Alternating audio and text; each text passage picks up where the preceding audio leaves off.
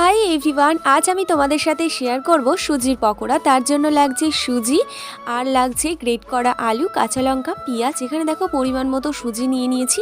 এর মধ্যে অল্প একটু জল দিয়ে এটাকে বেশ কিছুক্ষণ আর কি ভিজিয়ে রাখবো। দেখো অনেকক্ষণ মতো, প্রায় আধ ঘন্টা মতো ভিজিয়ে রেখেছিলাম। তারপর এর মধ্যে একে একে অ্যাড করে দিলাম দেখো গ্রেট করা আলু, তারপরে অ্যাড করেছিলাম কিছুটা পরিমাণে কোচানো পেঁয়াজ, তারপর দিয়েছিলাম বেশ কিছুটা পরিমাণে আর কি কাঁচা লঙ্কা, তারপর দিয়েছিলাম স্বাদ মতো লবণ, পরিমাণ মতো দিয়েছিলাম লঙ্কার গুঁড়ো, আর একটু কালারের জন্য দিয়েছিলাম আর কি হলুদ গুঁড়ো।